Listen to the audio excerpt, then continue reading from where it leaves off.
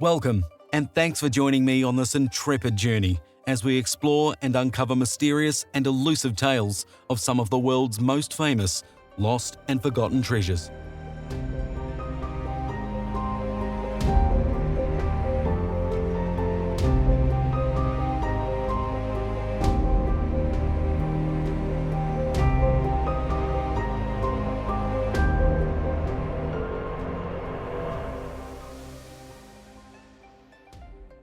There's something about treasure and the act of seeking it that has intrigued humanity since time began. From ancient rituals to buried pirate treasure to hoards of fascinating and mystical artifacts acquired through war and brutal conquests, through to tracing our history in order to understand our past. I have long been fascinated by treasure and the journeys in which humanity has long embarked on in order to acquire it. The search for historical clues, precious materials, and immense knowledge. But for me, it's more about the immersive stories than the riches and power sought out by the explorers who seek such treasures. Because, for the majority, it's only the stories, myths, and legends that in the end remain, while the rest is lost to history. And in some way, it's fascinating in itself, as it opens the doors for further stories to be retold. So you see, the real treasures are the stories themselves. In this episode, we'll be piecing together a mystery that has long baffled those in connection to its origins, exploring pieces of a puzzle that hold the very keys to our own origins, pieces of a puzzle that could rewrite history, at the very least, offer some insight as to how our story began. And with that said, let's embark on this cryptic and elusive story together. The displaced Peking man fossils. If you aren't familiar with paleontology, let us first scratch the surface there, to paint, at the very least, a slightly wider picture. And please, bear with me. Paleontology is a science that became established in the 18th century, the term of which has been used since 1822, as a result of George Cuvier's work on comparative anatomy, which rapidly grew in popularity in the 1900s. The scientific study of life that existed before and occasionally including the start of the Holocene epoch, a date which roughly translates to approximately 11,700 years before present, and is the study of fossils to clarify organisms, to understand their interactions both with themselves and their environments across geological timescales. It's a lot to get your head around, I know. Even I'm still trying to work it out. However, I digress. The Peking man fossils are a set of 200 Homo erectus fossils, instrumental in the foundation of Chinese anthropology, a foundation that would harness important discussion, progress, and study between the Eastern and Western scientific worlds. The fossils of which became the focus of anthropological forums, declaring that the Peking man fossils were classified as a direct human ancestor. You may perhaps recall seeing a depiction of the Peking man's most recognized fossil, having characteristics of a long and heavily reinforced skull, presenting a raised section of bone circumscribing the crown and protruding forward across the brow ridge, over the ears, intertwining at the rear of the occipital, the bones being unnaturally thick, with a projected mid-facial profile and immediately recognizable huge eye sockets, robust jawline, and large teeth. The first fossil discovered in 1921, a tooth, the remaining artifacts of which were excavated in China in the 1930s on the Jacudian cave site, a site which was found to contain evidence of very early human habitation in an area located on the east of the Fengshan district in what we now know as Beijing, despite the area being previously known in English as Peking, hence the origin of the subject's name, Peking man. So you might be asking, how can this be a treasure? Well, let's first look into the eye of the socket, so to speak. As it stands, the Peking man fossils are one of the earliest clues we have to human life as it exists, a set of material items that existed even before humans decided to make it so that gold, silver, diamonds, and currency were even valuable commodities. So you see, humans in the flesh, or in this case not, are the real treasure. As for humans and treasure, we create it, we hoard it, we lose it, we discover it. All the while, at the end of the day, we tell of it. And so, here we are.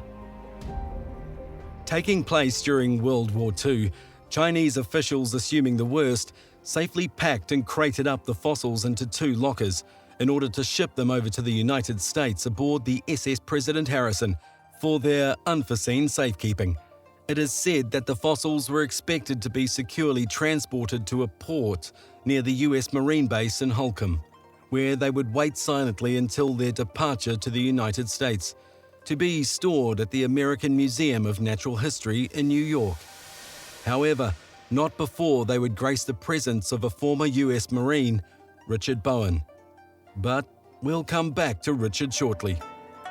At some point while the treasure of the Peking Man fossils were patiently waiting to be transported to the United States, unfortunately, by some natural or unnatural circumstances, the artifacts vanished, right out of thin air, and it is said that not a soul really knows what happened to them, or by whom or where they ended up, despite large cash rewards offered for their safe return. You know, I can almost hear William Shatner saying in a smooth yet sarcastic voice, "Weird or what?" which claimed the title of a TV series Shatner hosted, excluding the first US season, which aired on Discovery Channel and History Canada, first airing in 2010. Either way, it seemed as though the treasure of the Peking Man fossils was, for now, lost for good, until around the same time as Weird or What first aired on TV, where a potential huge break in the case came to light. A son of the former US Marine, Paul Bowen, emailed Lee Berger, a well-known paleoanthropologist of the University of Witwatersrand in South Africa. Paul, who was the son of the earlier mentioned Richard Bowen, led claim that his father, while he was stationed in the port city of Qinhuangdao, previously known as Qingwantao, during the Nationalist Communist Civil War in 1947. In the said email to Berger, the paleoanthropologist of the University of Witwatersrand, Paul, Richard Bowen's son, presented what his father had shared with him some years ago, and his memoirs of the accounts of his appointment to Qingwangdao would ultimately unravel a spindle with no end. The email would go on to state the details of Bowen Sr.'s story, disclosing his accounts as follows. Day after day, the war there was getting hotter and closer. Pei Tai Ho, south of us, was mostly overrun. The city of Qinhuangdao was now under siege by the Communist 8th Route Army, with nationalist gunboats shelling them over our camp. One day, a group of them asked us to surrender, saying that they had 250,000 men. To prove the point, that night, thousands of fires were lit by them on the adjacent hills and high ground. It looked like Christmas time. And from that time on, we started digging foxholes at night and napping during the day. I had a .30 caliber machine gun, and our lieutenant would, from time to time, change our crossfire. In this nightly digging process, we dug a lot of holes. In one of them, we found a box that was full of bones. At night, it gave us a little scare, and we filled in the hole and dug another. Shortly after this, we evacuated the area, went back to Tientsin, and then back to the United States with the 1st Marine Division colors. Now, that is certainly an intriguing story. Beyond that, Berger, taking this information from Bowen Sr.'s memoirs at face value, leaped into action to investigate further, officially forming an alliance with both of China's Institute for Vertebrate Paleontology and Paleanthropology in Beijing, working closely with Wu Liu and Zhu Jiwu, where Berger travelled to Qinhuangdao in November of 2010, with the sole mission to attempt to retrace the footsteps of Bowen Sr. and the site of the US Marine Base, where Richard Bowen was stationed and had mentioned in his memoirs.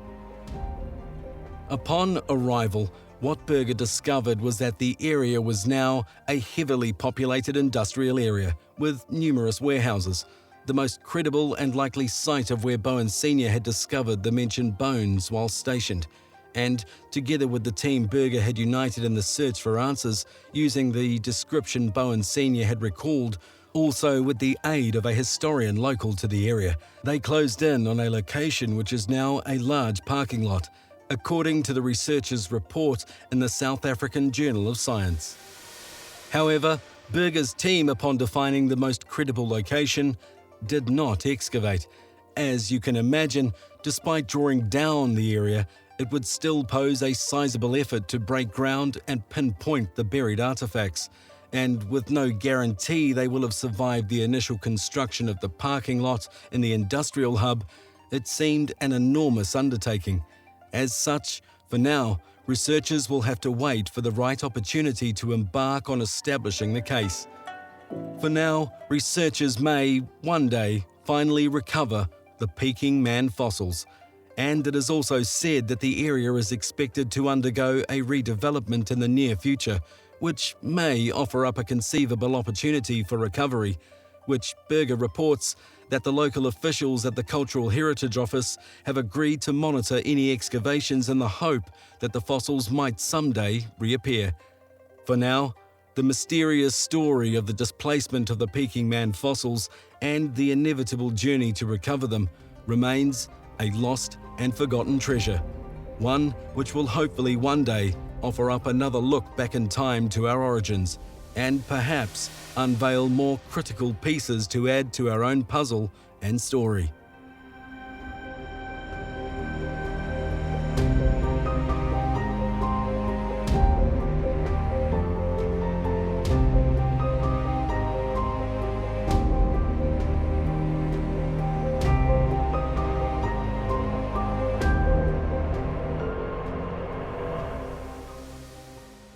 Well, this has been a shallow and elusive story of the lost and forgotten, displaced Peking man fossils. Throughout this elusive journey, we are yet again presented with more questions than answers. At the same time, we have been and remain mesmerized by the story. Join me next time for another episode of Lost and Forgotten Treasures. I'm your intrepid storyteller. Lost and Forgotten Treasures is an audiocast written and produced by me, Roger Adams, with the help, of course, from the internet, whose archives from multiple contributors have allowed me to research, interpret, and retell these stories. I hope you've enjoyed traveling with me through time, and whether you found some answers, liberated your ears, or merely just found this story intriguing, I hope you'll join me on the next. For now, keep searching for your treasure, whatever it may be. Until next time.